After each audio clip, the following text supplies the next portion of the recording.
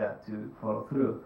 So now, like I'm saying, I'm gonna just follow the town of Futaba as much as I can until they settle somewhere for forever. I don't think they can go back for some time, like while I'm alive. I think at least 30 years. I don't think they can go back. So there's gonna be Nuclear Nation 3, and there's gonna be the Nuclear Nation 4. So I'd like to ask you to look forward to them.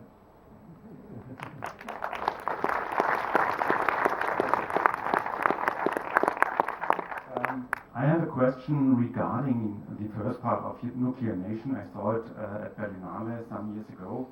I want to know what was the reception to Nuclear Nation 1 in Japan, and were you happy with the reception? It was good. There are many people came over to see the movies, and then when you compare to the same size of the documentaries, especially about the Fukushima, I think this was one of the the most seen documentaries in Japan about Fukushima, and also outside of Japan, actually, this was screened more than 50 countries, and this is the most seen documentary about Fukushima all over the world, actually. But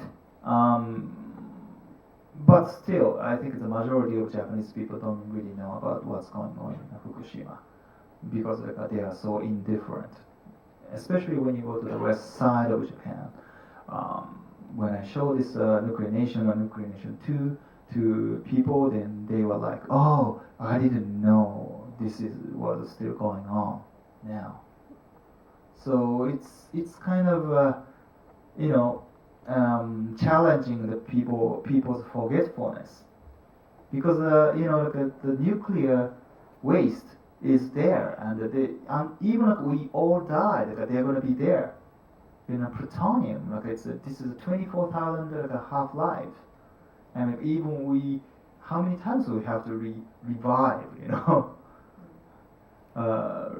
Even if we resurrect, and many times, but it's actually it's going to be there. So this is really beyond something a human can catch up and a human can handle and control. So this is really a wake-up call for us to realize that, and there are something we cannot really control, and this is just electricity. There are many other ways that we can produce electricity. We don't really need to stick to it, but somehow Japanese governments are so strained to this the structure of nuclear energy because they can make money. For the electricity companies, they have those fuel rods still there, unused, so they want to use them. Then they can just, for them, they can make the electricity for free because they have these fuel rods, without thinking about what they can do about these used fuels. And I don't know how many of you know, but it's this Prime Minister Abe now, and Japanese governments are saying they want to restart the nuclear reactors in Japan sometime this year. I think it's most likely this June. Yeah. So this system of the nuclear energy is very well thought out, I think. This is the system that really taking advantage of the limit of the human beings, which is that you cannot really feel of the pains of others when it's really far.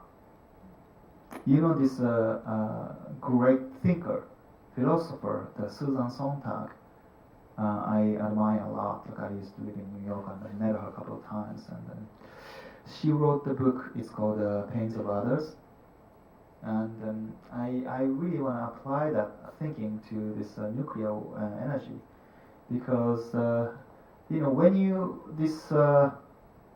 the nuclear power plants are really far and you cannot see it, even you are making the people living like Futaba having a huge risk of losing everything. When you are using this electricity in Tokyo at the metropolitan area, you don't really feel that.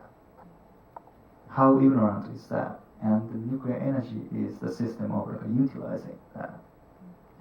I just wanted to mention that in this year, 2012, we had 4 films about the catastrophe in Fukushima, and now, and I think it gets clear in your film, it's all falling into oblivion. I mean, in Japan and also here, more or less.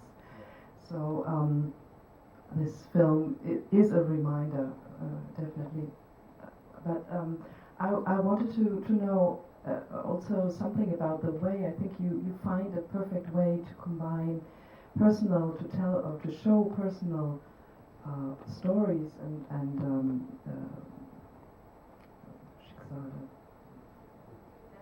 destinies, and as well, which is a touching situation for the viewer, but also the political discussion. You find the combination of this very well. I thought it worked out very well.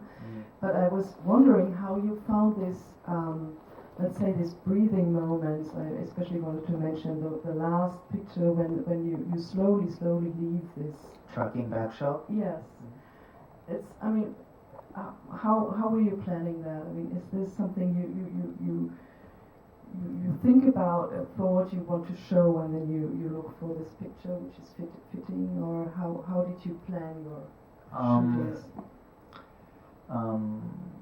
I'd like to mention that it's just watching my film on this Berlinale screen is a really refreshing experience, because this projection system is it's just a superb. It's really stunning. This is really number one to me in the world, because I've been to many film festivals with this film, but I'd like to thank this projectionist and these technician people, and the sound and the visuals are really stunning, I have to say, first. And I shoot these documentaries by myself.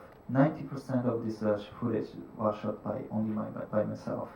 And I love making pictures, and I love making good compositions, and then making the pictures really beautiful. And then, you are told, it's kind of a process of me to digest what these sceneries of Futaba town mean to the Futaba people, while I was shooting a documentary and listen to their stories, because they are away from their home. And I go to the shelter, and every day they say, "Oh, there was an elementary school there, and we've been there, and we did that, and we did that."